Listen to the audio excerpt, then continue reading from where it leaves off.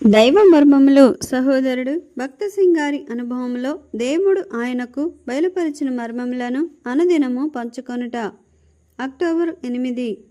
జీవ మార్గమును నీవు నాకు తెలియజేసేదవు. కీర్తనల గ్రంథము 16వ అధ్యాయము 11వ వచనము. మన గమనము విశాలపరచబడినప్పుడే ఆత్మీయ సంగతులను మనము గ్రహించగలము. దేవుడు అబ్రహామును ఉత్తరపు తట్టు, దక్షిణపు తట్టు, తూర్పు తట్టు, పడమర తట్టు చూడమనెను.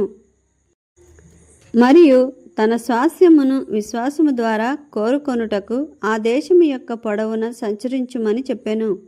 జీవిత కాలమంతయు దినదినమునకు 24 గంటలు ఆగకుండా నడుచుచుండవలెనని ఊహించుకొనుము. అబ్రహాము అదే చేయవలసి ఉండెను. దేవుడు మానవ కొలతలతో అంచనా వేయలేని స్వాస్యమును నేను నీకియ్యబోచున్నాను అని చెప్పినట్లుండెను.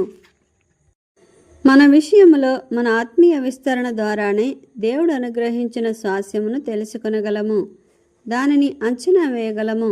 విశాలమైన ఆత్మీయ దర్శనమును పొందుటకు మనం అనేక పరిస్థితుల ద్వారా పోవలసి ఉండును.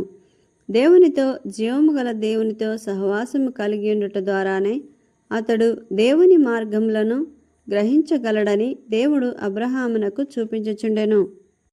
అనేకులు దేవుని సహవాసము కంటే బైబిల్ జ్ఞానమునే ఎక్కువగా తలంచుచుందురు.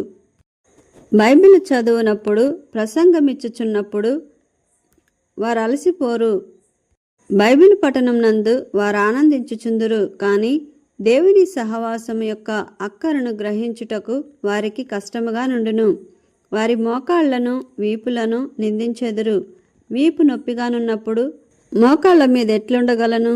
దయచేసి మీ హృదయమును నిందించుడి, మీ కాళ్లను కాదు. జీవము గల దేవునితో సమయము గడుపుట కష్టము. ఎందుకనగా మీ తలంపులు, భావములు మిమ్మను తొందర పెట్టుచున్నవి, లేక అవి అటు ఇటు సంచరించుచున్నవి. అయినను జీవము గల దేవునితో సహవాసము కలిగి ఉండుట ఆశీర్వాదమును, నూతనత్వమును చేకూర్చును. యెషయా గ్రంథము 40వ అధ్యాయము 31వ వచనము.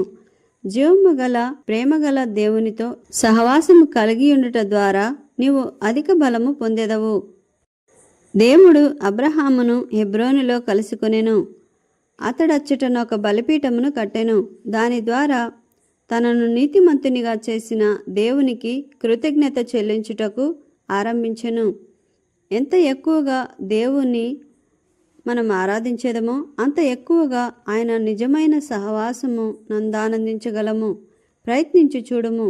నీవు మోకాళ్ళ మీదుండినప్పుడు ఏదో విన్నపమునో మనవినో తలంచకుము, కానీ నిన్ను నీతిమంతునిగా చేయుటకు ఆయన చేసిన దానిని బట్టి ఆయనకు కృతజ్ఞత చెల్లించుము. ఆయనతో నిట్లు చెప్పుము, ఓ ప్రభువా, నీతో నీ సన్నిధిలో ఉండాలనే కోరిక తప్ప నాకు వేరే మనవి లేదు. నీవు నాతో ఉన్నావని భావించుటకు నీ సన్నిధిలో నుండగోరుచున్నాను. అట్టి సహవాసము నిన్ను పురికొల్ప చేయును. అప్పుడు ఆయన నీ ఎడల తన చిత్తమును చూపించగలుగును.